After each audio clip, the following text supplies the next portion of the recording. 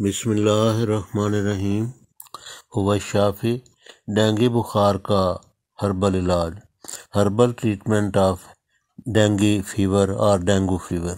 اسباب مرض، یہ ایک قسم کا چھوت دار بخار ہے جس کا سبب وائرس ہے۔ اس کا پھیلانے والا ایک خاص قسم کا مچھر ہے۔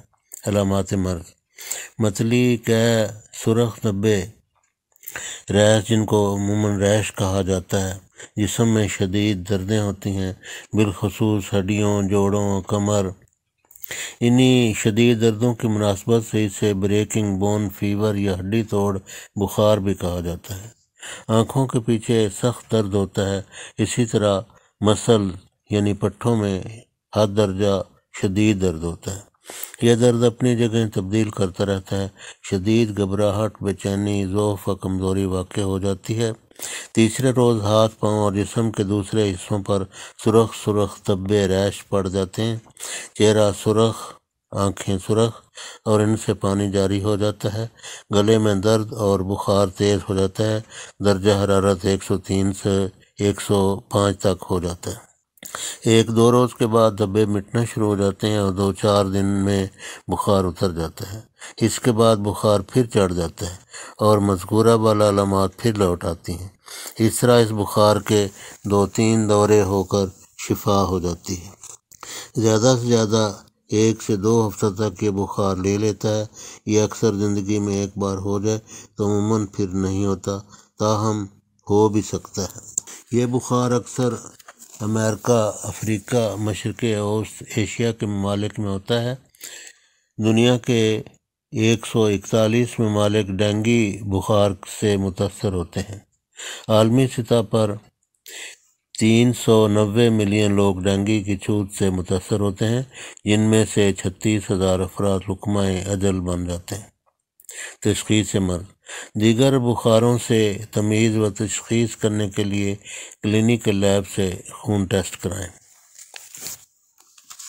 اب ہم اس کے ہربل علاج کا ذکر کرتے ہیں۔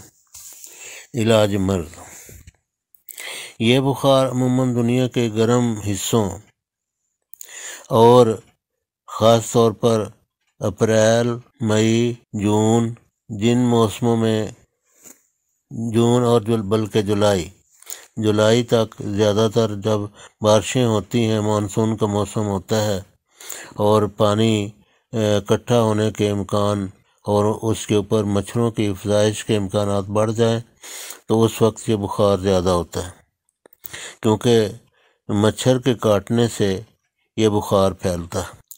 موسم گرما ہو اور گھبراہٹ، بے چینی، قے و متلی ہو تو تازہ لیموں کی سکنجبین یا سکنجوی یا املی 30 گرام پانی میں بھگو کر رکھیں، اس کو مسل کر پھر اس کو چھوڑ دیں۔ اس کا پانی نتھار کے میٹھا ملا کر اس کو بار بار جو ہی مریض کو پیاس لگے، نمک ڈالنا چاہیں تو نمک ڈال لیں۔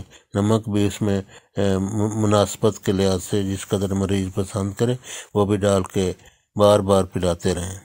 اس سے گھبراہٹ، بے چینی، قے، الٹی، متلی سب کچھ انشاءاللہ ٹھیک ہو جائے گا۔ مریض کے جسم میں پانی و نمکیات کی کمی نہ ہونے دیں۔ تیز بخار 102 تا 105 ہو تو سرد پانی کی پٹیاں کریں۔ پھلوں کا تازہ ٹھنڈا رس پلائیں۔ مریض کو سرد ماحول میں رکھیں۔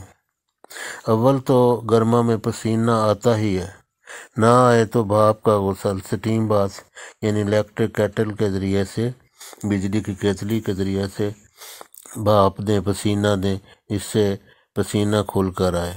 پسینہ کھل کر آنے سے دردیں انشاءاللہ فوراً رفع ہو جائیں گی۔ شدید دردوں کی صورت میں پیراسیٹامول دے سکتے ہیں، مگر ایبوپروفین، ایسپرین، ڈکلوفینیک، پیراکسیکم نہ دیں۔ اس سے معدہ و انتڑیوں میں سوزش، ورم، زخم و جریان خون کا خطرہ ہوتا ہے۔ ڈاکٹر کی تجویز کے بغیر کوئی اینٹی بائیوٹکس یا اینٹی وائرل نہ دیں۔ شربت بزوری معتدل یا شربت دینار یا شربت نیلوفر 40 ml، ارک اجوائن یا ارک سونف 120 ml یا تازہ پانی میں ملا کر پلائیں۔ اسی طرح